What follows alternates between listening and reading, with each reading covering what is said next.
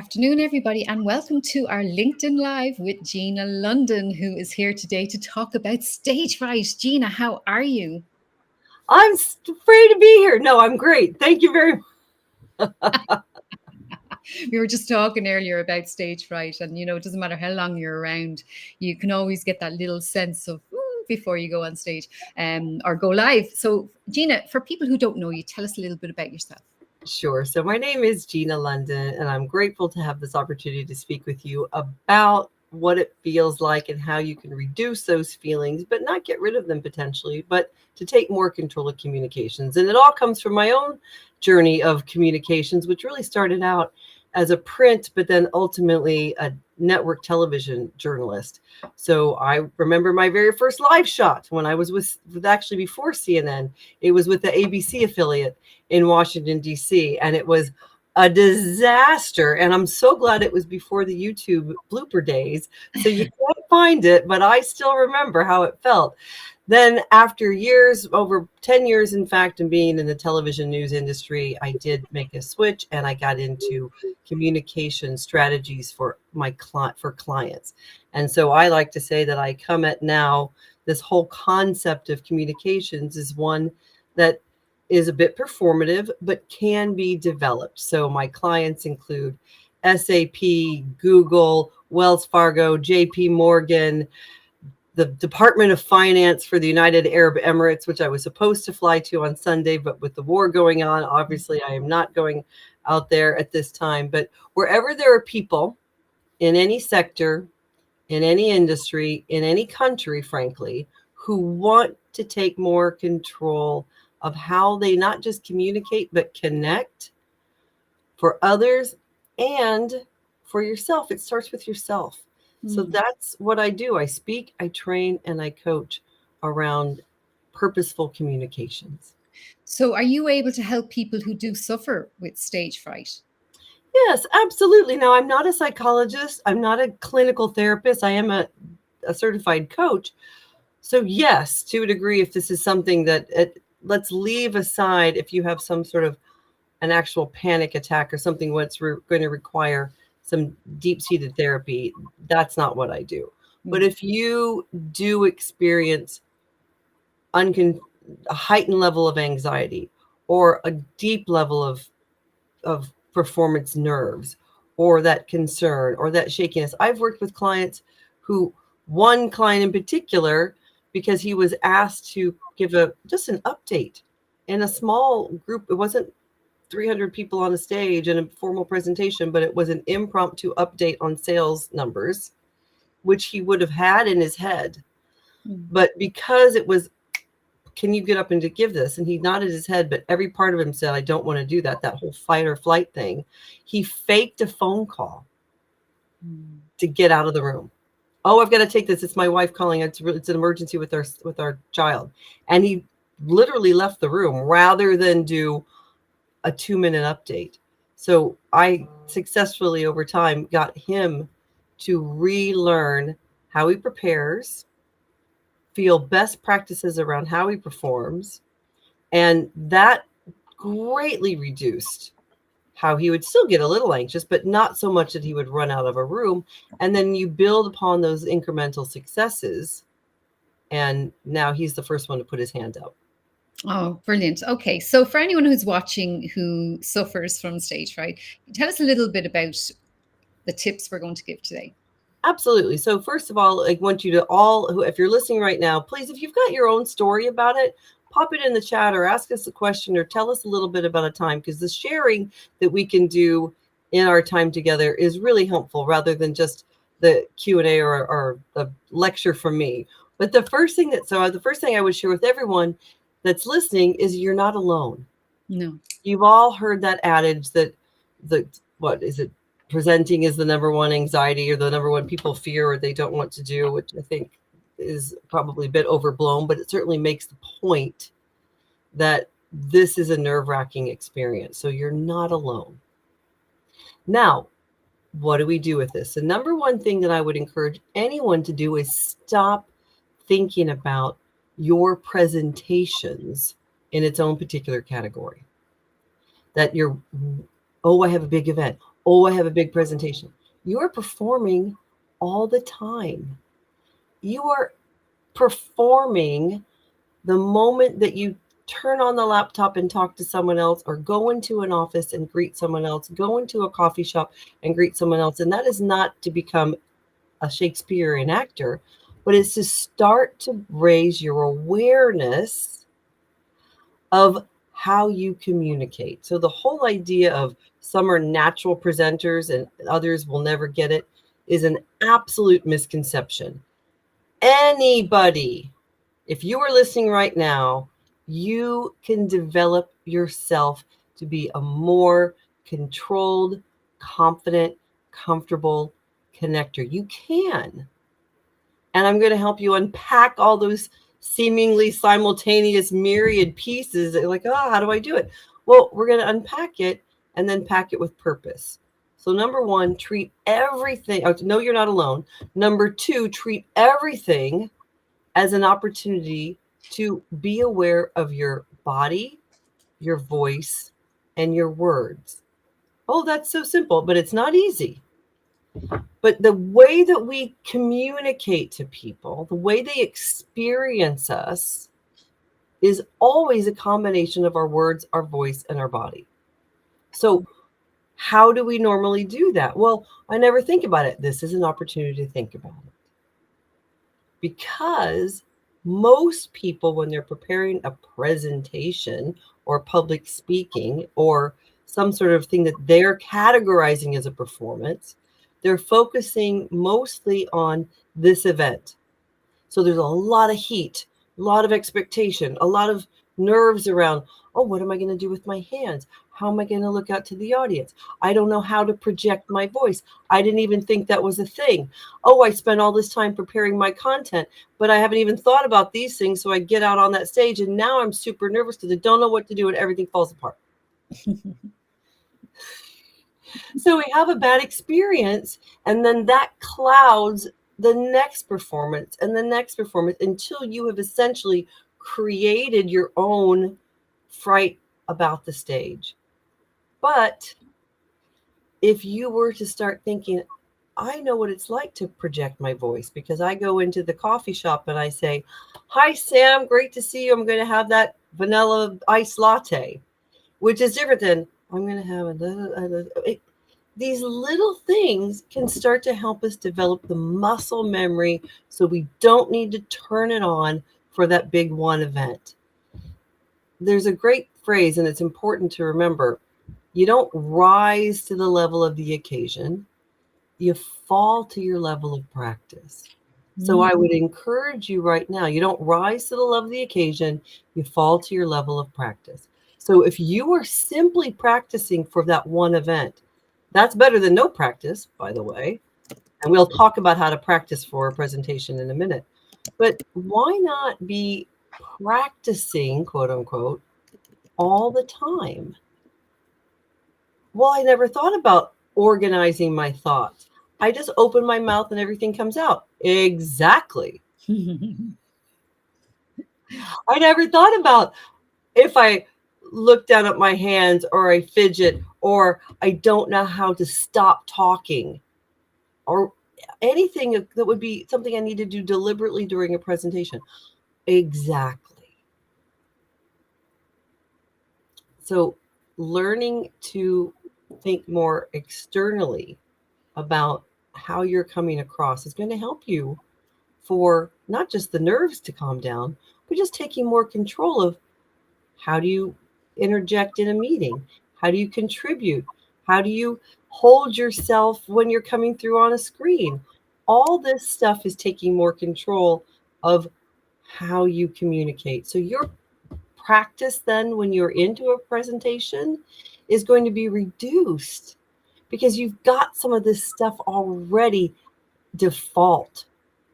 And that's really important for people to understand that the first live shot that I did, of course, was not going to be as good as the 100th that I did. But the first one, I'm learning, okay, what does it feel like to see that light shine on me? It was a nighttime shot. I remember the live shot like it was yesterday because, of course, it was seared in my mind of like it didn't go well. But the light came on from the camera, and at the live shot was dark, and all I saw was this glowing light. Where do I keep my gaze focused in the camera lens? How do I? That threw me off right away. Mm. What am I going to say? I generally knew the storyline of what I wanted to present, but I hadn't practiced any of it out loud. So when the light comes on and my little earpiece, the guy in the control room says, "You're hot." I was really hot because I was sweating. I was nervous, not just that I was on live. And then I started speaking and everything was tumbling out really fast without any real structure. And it was just like an out of body experience of verbal vomit happening. Thankfully, I didn't do like my poor client and run off the shot. I stood there, but while I was standing there, I was I was forgetting what I was saying as I was saying it. And I don't think I had any logical sequence at all. Finally, the voice in my head said, not my head, the voice in my earpiece from the control room. The voice in my head was slamming me forever. But the control room, the director said, "Just rap." I mean, you could hear the disgust in his voice. And this was a real high stakes live shot because Washington, D.C., ABC affiliate, top 10 market. I wasn't out in some tiny little town in Montana doing a live shot. I was with the big dogs, given an opportunity that I flubbed 100%. And the only thing I can say there is be kind to yourself. Now, fortunately, I had to come into work the next day. As I was a writer, I wasn't even a full-fledged reporter, but I'd been given an opportunity because nobody else was there to do the live shot. And I had an ambition, and I'd shared that. But the first one it was tricky. And the next day when I came in, thankfully, I was hoping upon hope that I would not see the news director, who, of course, was watching every nightly news. And who did I walk in the very first moment was Gary Wardlaw, the news director of the ABC affiliate in Washington. And he saw me and he says, "Well, big black guy, it's important just to get the image, a big African-American guy with a booming voice says, Gina, you got discombobulated. But you'll be better next time." And that was the encouragement that was so important. And so what I would certainly say to any of you, you're on a timeline of your experience and your awareness and your ability, and that's okay. So was I. So am I. Get a trusted, not someone who's going to go, "Oh, that was great," whatever it was. Get someone who's going to give you some accurate, specific feedback. You know what? You didn't run out. Start with the positive. You didn't run out. You got through it. Your voice was audible if the words weren't logically and intelligibly created. So that way you can focus on the things that you can replicate, because there's always going to be something that you can continue to do. Let's talk about your default style.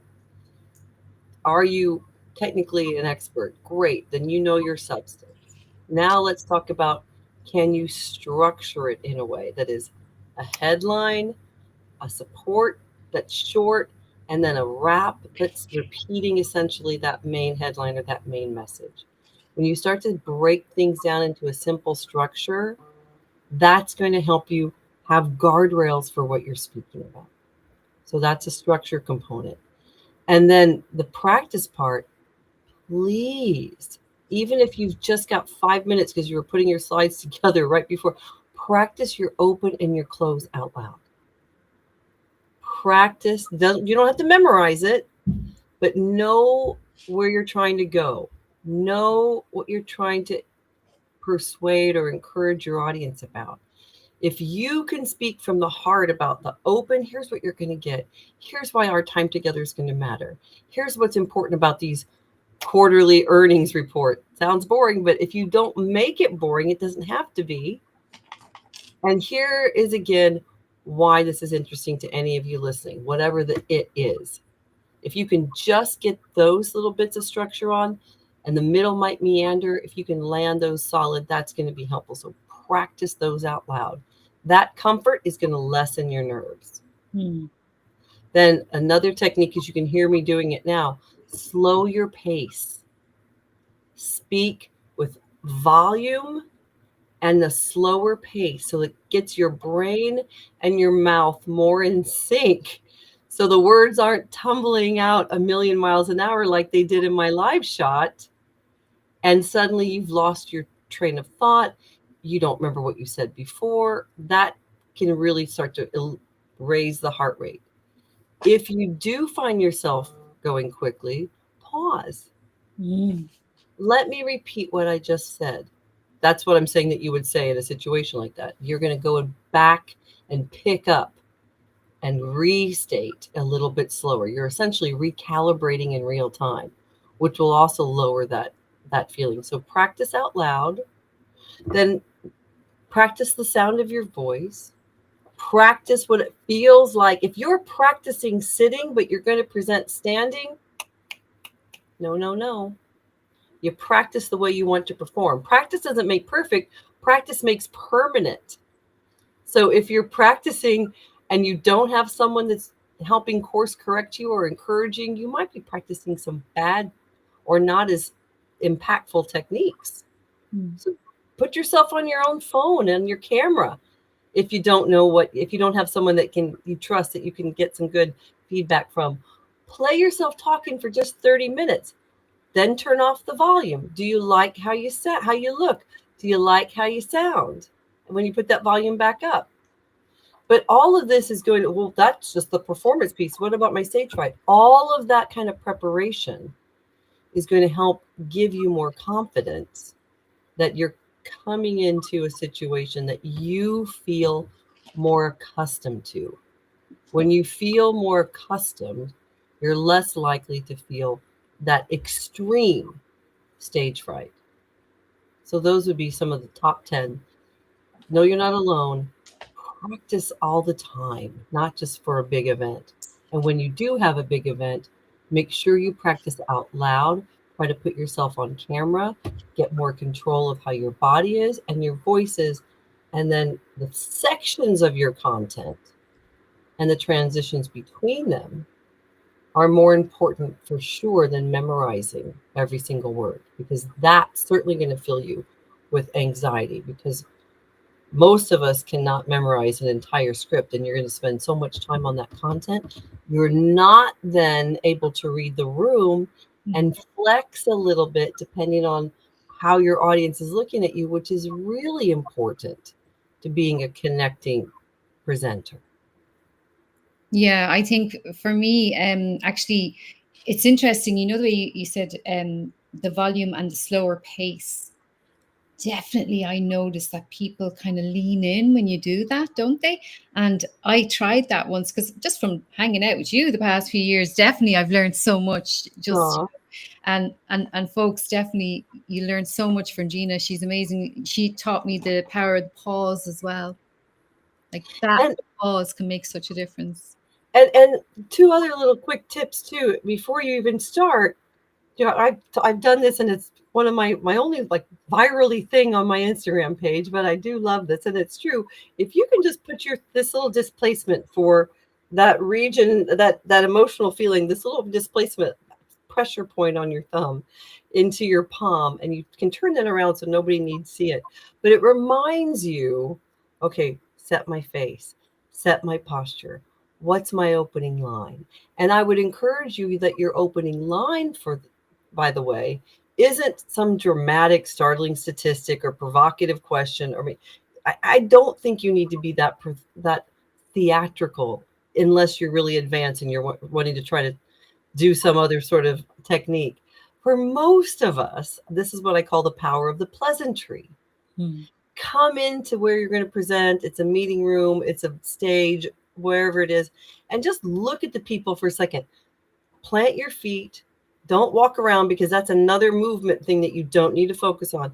Just plant, look out to people, pop your thumb in there to help you focus, and just say, good morning, everyone. Good afternoon, everyone. It's great to be here. I love seeing your smiling faces. Who came from as far away as St. Louis? Who came from Canada? Whatever your little moment of getting to build a little rapport and set your own nerves in that space.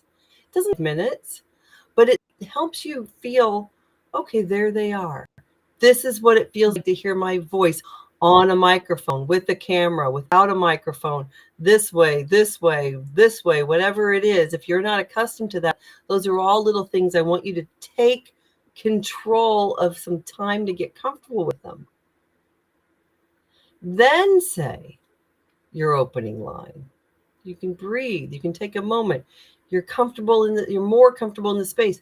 You've hit a little bit of rhythm where your heart rate is starting to get into the zone of this is happening. But if you just launch on the stage and start speaking before you've even set, well, of course you've not gotten into position.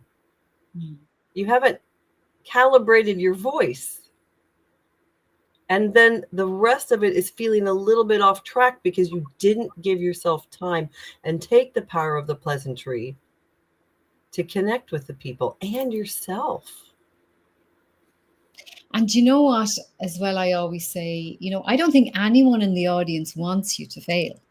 Right. I don't think there's people that just went there to see that you fall or that you don't do well. Nobody's thinking that, like in the audience. Most people want you to succeed because if you succeed, that means that the time they're spending with you is valuable and had meaning. So they want you to impact them. They're looking for something. Don't undersell that your stories that are connected to whatever the points are. Now, not long, windy story that don't have a point back to your audience. That we could do a whole storytelling thing, but that bringing your humanness to the presentation makes you the presentation, not your slides and all the little nuggets. And that's important too, because like I love what you say, people buy from people, human to human connection. The relationships matter. If you're just reading the slides over your shoulder, then they could do that. Yeah. And so take a moment to bring yourself to it. Share why these numbers matter to you. Share that conversation that you had with somebody in the audience before you guys came out that is meaningful to whatever it is you're going to be talking about. If you're colleagues, or it was a coffee break and there was something that there was, oh, we had to talk about this and this is going to relate to this figure, because that makes it feel more like a conversation and less like a formal information dump, which nobody really wants. Because the reason we do this human to human thing is because we're looking for that human element, that story, that reflection out to the people, that little observation. But if you've just memorized something, well, of course, you're putting too much pressure on yourself. And so that's where it starts to feel anxiety producing. And then your recollection of how that went is going to feed your feeling for the next time. So I suppose, really, you're not alone. Stop controlled, confident, and comfortable. You want to feel controlled, confident, and comfortable. Treat every day as a practice. So yes, practice I can't state that one enough. I can't state that one enough, Sam, because again, people will go, oh, well, I have a big presentation. You're always presenting. Mm-hmm. When you're in a meeting and you're speaking, when you're on an update to a colleague, if you've got a direct report, those are all mini presentations. Yes. Start to heighten your awareness of what are you doing? How aware are you of how you structure and how you feel in those kinds of things? Because that can help inform you how to relax some of that as you're going forward for what might be a higher stakes presentation. And by the way, as we were saying at the very top, Sam and I still feel maybe not anxiety, but that desire to connect, that little bit of uncertainty of, oh, new audience, hope that we can connect with them again. And I think that is an important feeling to let yourself feel, because if you're not feeling a little bit of nerves or a little bit of, I try to say nerves can be our enthusiasm. It's good anxiety because we care. Yeah. Plant it into, it's not complacency. The day that we don't care and we get out and we just go through the motions is when we're going to lose our connection. We might be comfortable, but we're not connecting because we're complacent. And another thing I always say as well is, we're not going to be asked to do a presentation on something we don't know about. Like, if someone told me to do a presentation on spreadsheets, I would be gone. I don't know anything. And if someone asked me to do a presentation on communication skills and stuff like that, that you talk about, You could I do that. wouldn't be comfortable. Well, So the topic that you like to speak about and that you're interested in is always going to be easier. of course. And that said, though, when you're in a career where you're changing a function or you're taking on more responsibilities or you are stretching, there will be, just like my first live shot, there will be that first time Mm. in additional subject matter, or the first time you're talking about a topic you got your degree in or something. I work a lot. In fact, I'm going down the end of the week to work with academics on how their research can be more impactful if they put it in more layman terms. So they know their topic very, very well, but that doesn't necessarily mean they know how to structure it and simplify it and make it story filled in order to impact an audience with their voice and their body and their stories. But that said, you can use these techniques. How do I add a story? How do I get comfortable with the sound of my voice? And I mentioned this already, but please put yourself on your phone. Nobody has to see it but you if you've never done this before. I was in Portugal. Well done. I was in Portugal 2 weeks ago in a executive leadership retreat with an amazing group of women from the Kella leadership group that I'm a co-founder of. But it was our first retreat, and I conducted a masterclass on executive presence and presentations. And one woman, speaking of stage fright, we put everybody on camera speaking for a few minutes, a few seconds really, but she had never seen herself on camera. Wow. She wasn't comfortable with the way she looked. There were some body issues there that we made a very psychological safe space for her, encouraged her, protected her. And at the end of it, she said, I actually liked myself more than I thought I would. Mm. You might be pleasantly surprised of what you see when you put yourself on camera. When you get over the hurdle of, I don't like the sound of my voice, I need to lose a few pounds, whatever those things are that are going to be your worst critic, if you can just step back for a second and go, hey, I did this. That's part of my development journey. I'm taking more control already. These small things will chip away at what is probably a big ball of nerves right now because you don't know where to begin to reduce it. So it stays big and overpowering. But if you start to, if you start to collect, make an inventory of the things that you do like, and I'm going to assert that you're going to like more than you imagine. And then that starts to automatically dissolve that overwhelming thought. Write the stuff down that you're not, what does it feel like? What is that? What is causing that? Where did that come from? You were talking before we came on that the first time you performed, you were about 9 years old and it was a good experience. For some people, the first time they perform in a little school play or a musical recital is not a good experience. And that stays with them and feeds that anxiety even when they're grown-ups with technical expertise. So again, I'm not a psychologist, but these are the common themes that I hear from thousands of people all around the world who, like you listening, might not feel that they're as smooth or slick or not ruffled or have no nerves at all. Like they have all these things that they feel like that makes them less than. It makes you normal. And it's also a progressive journey about reducing that bucket of nerves because you're filling with purpose the bucket of things I'm feeling more confident about. And I really like the Important. open and close. Sorry, Yes. the headline, support, and the wrap. Is that right? Yeah. Those would be the 3 parts of structure that I would use in any presentation. Essentially, even for, imagine one slide by one slide. Here's what this slide's about. Here's the middle around it. And here's what that slide was about. That slide connects to the second slide. Here's what this slide's about.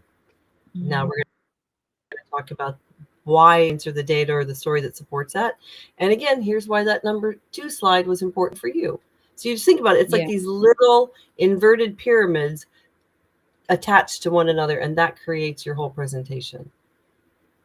And what happens, though, is people just open their mouth and they run rampant, like I did in that live shot, until they hit the end of their time. But the audience doesn't even know what the person's nervous, but the audience becomes nervous too, because they're trying to find, where's the message point? What's in it for me? Oh, I feel bad for them because clearly they're nervous because they're rushing or they're hesitant or their body is all fluttery around.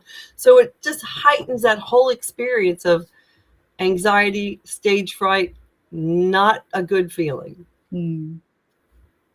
So for anyone who's watching that might want to practice for an upcoming presentation, if they wanted to contact you, how do they do that? What's the best place? Oh, fantastic. Well, you've got my website URL running right there on the ticker. So please reach out to me through the web page. You've got a form you can fill out and it goes right to my inbox, actually. So I will see that right away. You can certainly reach out to me here on LinkedIn, wherever you get your social media. I am there, or my team members are there, and let's schedule a call.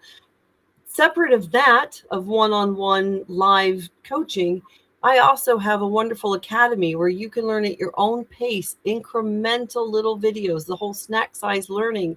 There's micro videos that take you through step by step of how to prepare, how to take more control of your body language, the tools that you can use to reduce your anxiety before you even walk out on that stage, things that you can start to make part of your performance preparation so that it is going to, over time, reduce that level of anxiety that you feel today. I promise you.